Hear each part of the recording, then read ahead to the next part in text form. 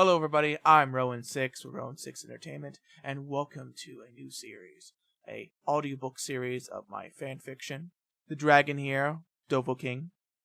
The background art for this fanfiction is created by me. If you're interested in me doing art commissions for you, the link to my business Discord is down below. There's also a link to my community Discord, as well as the fanfiction link. Thank you, and enjoy the video. It's been a week since Izuku and his party's last meeting with Nizu. To be honest, Izuku was not expecting to be at UA again until the entrance exam. He ponders on the reason why Nizu would call him again to UA. So entering the school's campus, he heads straight to Nizu's office. As he approaches the office, the door swings open automatically. This surprised Izuku for only a second before he strolled into the office. As he does, he notices a familiar figure sitting on a chair right next to Nizu. Ah, Detective Tsukachi, was it? It is nice to see you again, Izuku says with a smile. It is a pleasure to see you again as well, Detective Tsukachi says, returning the smile. Sitting down in the seat next to the detective, Izuku's attention turns to Nizu. So why did you call me here? If it's about that incident at the cafe, I was under the impression that it was handled, Izuku says. He was confused on why the detective was here. But whatever it was, it must be important. No, we did not call you here because of the incident at the cafe a week ago. We actually called you here for two other reasons. Although Officer Sansa would like to pass on his gratitude for saving his family. But we're getting off topic. We brought you here for two reasons, and the first one is a topic that we didn't cover in the last session that needed to be addressed, Detective Tsukachi says. Turning his attention to the detective, Izuku responds. Oh, and what topic is that? Izuku says, raising an eyebrow in curiosity. We wanted to talk to you about a villain called Void King. We believe his quirk was responsible for sending you to the other dimension, Detective Tsukachi says. This got Izuku's attention. Void King? I never heard of him. Are you sure this guy was responsible? Izuku asked, confused. He knew that he was hit by a quirk, but he never saw the person. And unfortunately, before he was sent to the other dimension, his research focused on heroes and not the villains, which he was quickly remedying. Yes, we believe Void King was responsible. We have an unconfirmed report that he was spotted in the area. That's why we wish to ask you if you encountered any other people from our dimension over there, Nizu asked calmly as he sipped his tea. Tamriel is quite a big place, and unfortunately, the only places I have been are Skyrim and Solstheim. Although I'm pretty sure I would have heard of somebody like me through my connections. Izuku frowned. Do you know about any other places that they could have been sent to? Detective Tsukachi asked. The only other places I could think of are the Plains of Oblivion. But if they ended up there, let's just say you better pray that they didn't. The tone that Izuku used was dark and quite serious. This makes Detective Tsukachi hesitate only for a second before asking his next question. Why do you say that? Detective Tsukachi asks hesitantly. He needed to ask the question, even though the tone that Izuku used really made him not want to ask. Letting out a long sigh, Izuku decides to give a brief explanation. The Plains of Oblivion, home of the Daedric princes, are areas of Oblivion that are generally volatile, chaotic in nature, and highly dangerous to any mortal. Oblivion is an extension of the void and is considered the dualistic inverse of Aetherius, the utopian afterlife. There are 16 planes in total with each Daedric prince presiding over one. The Daedric princes have complete control over their planes and anything that inhabits it. People who go into these planes rarely come back alive, and the ones that do fall to insanity. Over the hundreds of thousands of years, I can count on one hand how many people came out of one of these planes alive and with their insanity intact. I happen to be one of them, and I will tell you firsthand, you better pray to the 8 divines that they did not end up in any of those planes. Izuku said seriously. He knew that this was going to be a hard pill for them to swallow. Which was understandable. How were the detective and his men going to explain to the families that they might have been transported to somewhere worse than hell? In your honest opinion, is there any hope for them if they did end up in any of these planes? And if so, can we rescue them? Detective Tsukachi asked. He knew the answer to this question, but it was his job to ask it anyway. No, I'm positive anyone from this world would not have survived, and if they did I would not risk it. To my knowledge, the Daedric princes do not know of this dimension, and if they find out, they will not hesitate to conquer it. I'm telling you this right now, if they do come here to conquer it, no one on this planet would be able to stop them, not even All Might. Izuku said with his tone serious and with a slight frown on his face. Not even you? Nizu asked. Izuku's frown deepened at the question. It depends on the Daedric Lord and if I'm fighting on their plane or not. Usually, they just send their armies as they stay on their plane. They rarely leave their plane, and when they do they usually send an avatar in their stead. So, more like a really shaky maybe. Izuku said honestly. Detective Tsukachi just sighed at that. Okay, that's all I needed to know. I'll be heading out now, thank you for the time, you two. Detective Tsukachi says with a sigh as he leaves the office. So what was this other reason you wanted to talk to me about, Nizu? Izuku asked, now curious. Oh yes, I have found somebody that meets your criteria. Nizu said in a chipper tone, which shocked Izuku. Wait, you want me to teach somebody already? I thought we were going to wait until I got into UA. Izuku asked, shocked. Yes, we agreed on waiting until you're into UA, but I believe a test run is in order. You see, one of our staff brought up something that needs testing. Nizu said patiently. Testing? What would need testing? Izuku said confused. You see, you and your 2 companions have some strands of DNA that we are unable to decipher at this time. Because of that, we need to make sure that magic is not a biological function similar to quirks. I see, that makes sense, now I can see your concern. Although I am quite confident there is no biological factor in learning magic. But I cannot ignore the possibility of it either. But if we're going to do this test run right, you're going to need somebody who is quirkless. Izuku said. Nizu's eye sparkled at that. 2 great minds think alike, I always say. Nizu said happily, and as he finished that sentence, he pulled out a vanilla folder. The candidate I have lined up is indeed quirkless. Her name is Melissa Shield, daughter of David Shield. I'm sure you heard of her father. Nizu said as he handed over the folder to Izuku.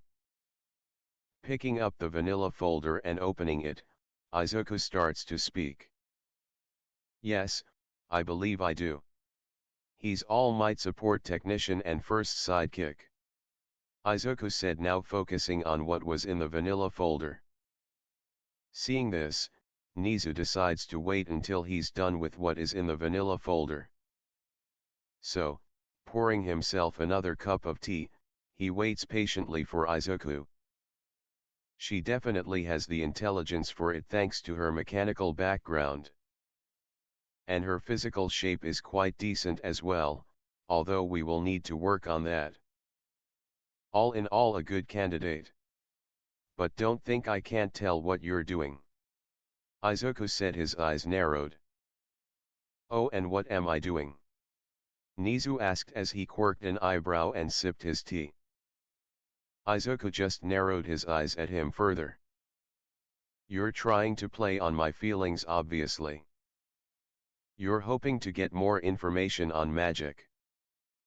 And you're doing that by trying to give me a student that is quirkless. There was no way you had this much information prepared. And no way you know enough about magic to come to the conclusion that we needed to start with a quirkless student. But don't worry, I'll play your game. But I won't promise anything until I meet her. So when can you make that happen? Izuku said. Today, if you want. She is currently downstairs with Recovery Girl doing a full DNA test. Nizu said with a chipper tone. Izuku rolled his eyes at that. Of course, Nizu had her here already. He knew the rat was still on the fence about him, and the only way for him to believe anything he said was true, was to play his game. Okay, but I run the interview and I do it my way. Izuku said seriously. Very well, but I'll be present. Also, if you do accept her as your student, Midnight will be assigned to you to supervise her training and you'll be using one of our private training grounds. Nizu said. Okay, he could understand private training grounds, but a babysitter, that he did not need. He needed to put his foot down. Because if he didn't, Nizu would walk all over him. I can understand private training grounds, but a babysitter, that's too much. Izuku said, but Nizu narrowed his eyes at this. I am sorry, but that is non-negotiable. Especially when you three are quite dangerous individuals. I'm certain the cafe incident proved that. Especially when Lydia didn't even hesitate to drive that blade through that woman's chest.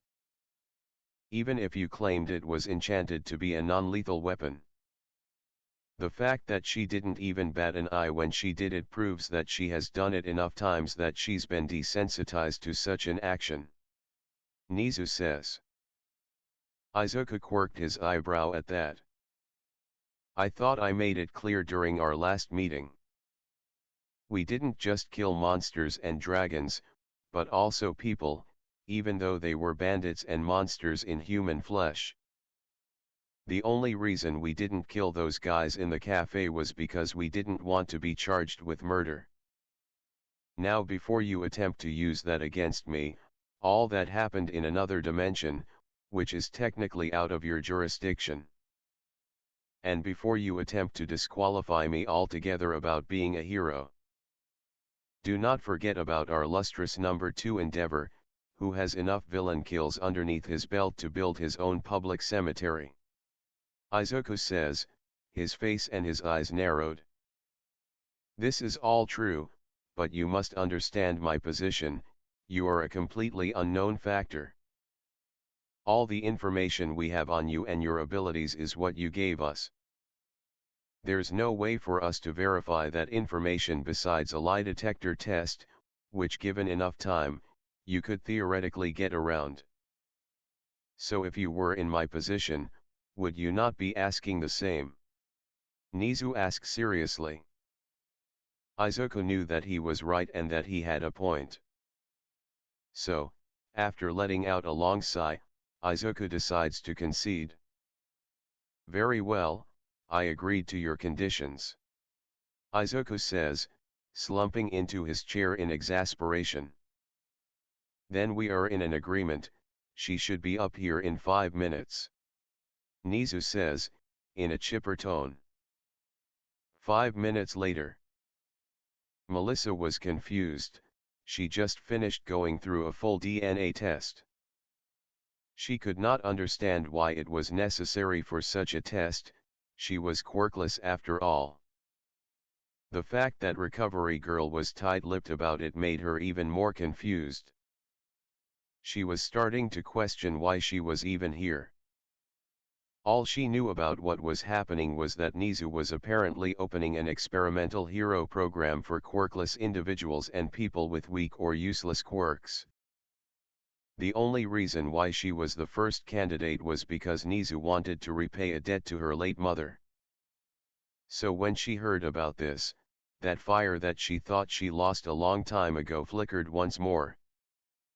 If there was a chance, even a small one, that she could fulfill that dream she had since she was a child. A dream that she thought she lost after her diagnosis.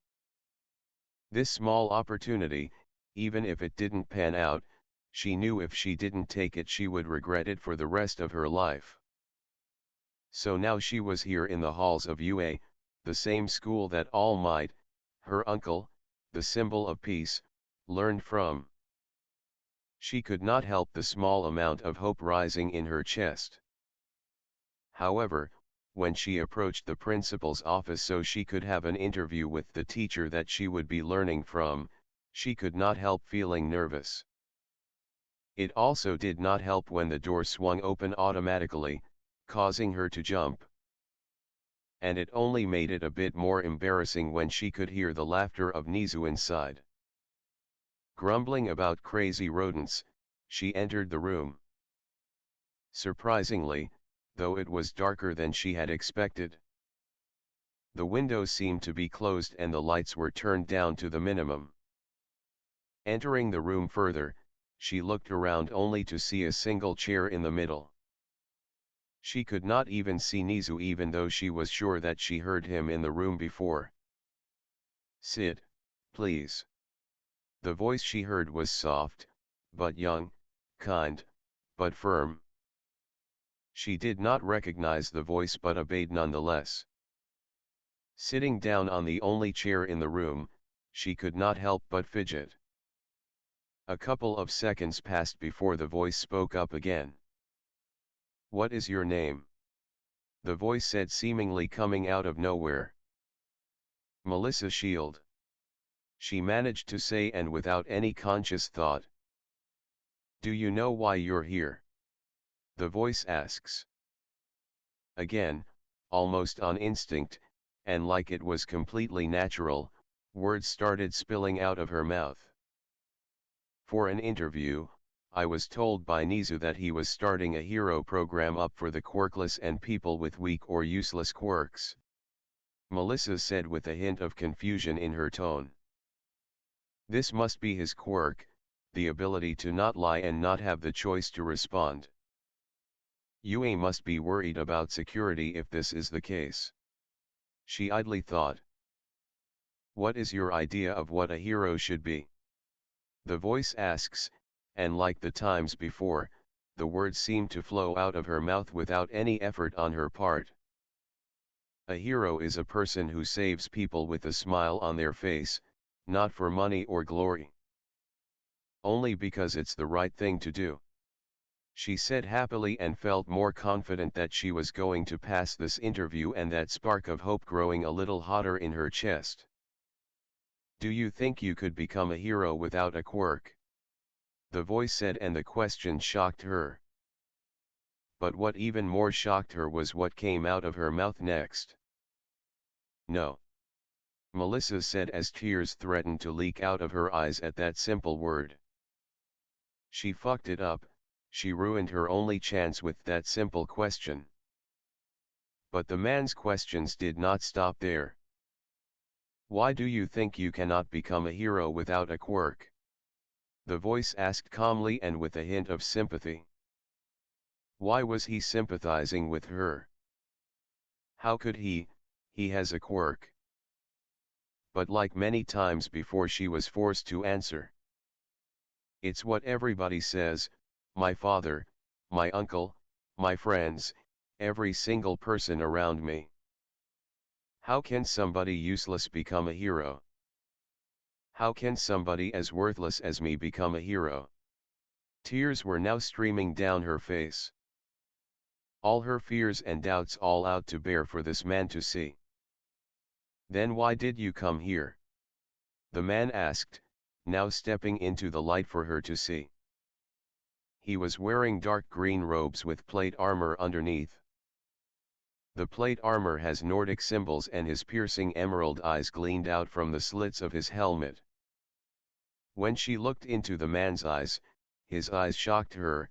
Somehow, the man knew her pain and lived with it himself. How could he? Can his quirk not be turned off or something? No, those eyes are the same as hers. She knew it deep in her bones, deep in her soul, that this man in front of her is quirkless, or at least once was. But before she could dwell on it further, words flew out of her mouth like the other times before. Hope, she choked out. All my life I secretly hoped for a chance like this. That I thought my dream died with my diagnosis. God, I hope so much and I still hope. When I heard about this from Nizu of all people, the principal of UA himself, I knew if I didn't at least try, I would never forgive myself. Melissa choked out as tears ran down her face. And what would you do if I gave you the training and the power to become a hero? What will you do with that power? What kind of hero will you become? The man asked, shocking the girl to the point that her tears stopped. And when her brain finally registered the question, her eyes burned with determination. And this time she did not need that strange power of his to answer him. I will become a hero and protect anyone in front of me. I'll be a hero who inspires people like me.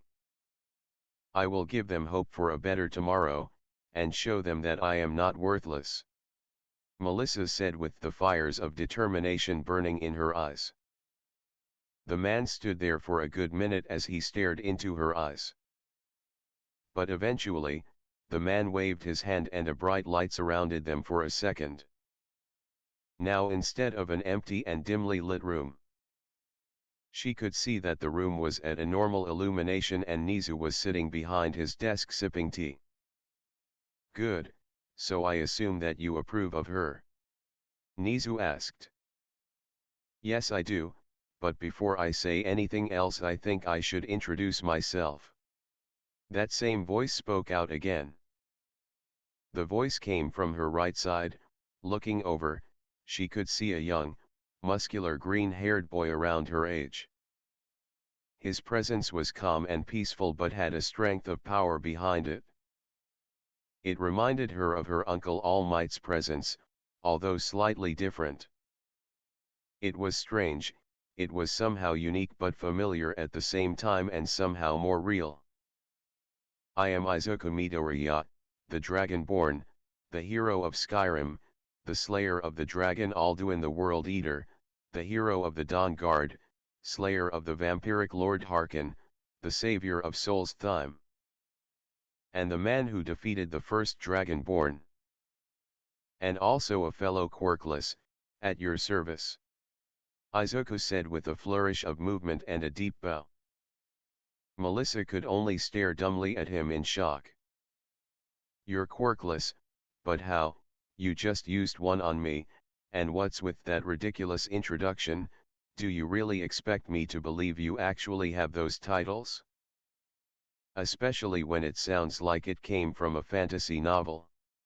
Melissa said dumbfounded, but Izuku just chuckled at hearing that. Yes, I'm indeed quirkless, and believe it or not I have those titles. You see, little over 2 weeks ago now I was sent to another dimension for 10 years. Over there are no quirks, but instead a medieval society full of magic and monsters of all shapes and sizes, including dragons. I learned a lot over there, but the first thing I learned that was quirkless did not mean worthless. Izuku said seriously. Melissa looked dumbstruck. She only continued looking at Izuku for a second, before looking at Nizu and asking, "Is this some type of sick prank?" Melissa asked, flabbergasted at the scenario that she's being presented. "Miss Shield, I assure you what he says is true," Nizu said seriously. "I know this might sound outlandish, but what I am saying is true, and I am offering you training in the arts I have mastered, specifically the magical arts. Although I am quite confident that you will be able to learn them, there is a small possibility that you may not be able to. But I am sure that even if you do not learn how to use magic, there are other skills I can teach you that will make you into a splendid hero." "Okay, assuming that what you're saying is true, what other skills are you talking about besides me learning magic? If that's even real in the first place," Melissa said tiredly. "The other skills besides magic I can teach you: swordsmanship, which I have mastered 13 styles in. Bowmanship, hand-to-hand combat, tactics, stealth, and possibly alchemy. Trust me, I have seen people, including my friend Lydia, who is a master of the blade and more skilled than me in that regard, take on hordes of enemies including undead and even dragons by herself. Hell, she fought 2 dragons by herself at once, although she did not come out of that unscathed. She's got a pretty nasty scar on her back to prove that. And trust me, these dragons are dangerous. After all, Alduin the World Eater was not an empty title," Izuku said seriously. Melissa did not know what to say. To be honest, the idea of magic even existing was laughable. But the fact that Nizu, the principal of UA, and the smartest being on the planet, has acknowledged magic existence made her reconsider her position. Taking a deep breath, she steadied herself and made her decision. "Okay, assuming I can learn how to use magic, how will we go about it?" Melissa said as she held on to that small flicker of hope in her chest. She did not know where this would lead, but if there was even a small chance of her becoming a hero, she would take it. "That's quite simple, make sure you are well rested and ready. Then come to UA tomorrow, I will have a secured room for you to learn and train in," Nizu said in a chipper tone. "We have 6 months to get you ready, I hope you can handle it," Izuku said. At that, Melissa looked at him with nothing but determination in her eyes. "I will handle anything you throw my way," Melissa said, determined. "Good, just don't lose that determination of yours and you'll be fine," Izuku said with a smile. Make sure you guys like and subscribe, and I'll see you guys next time. Bye!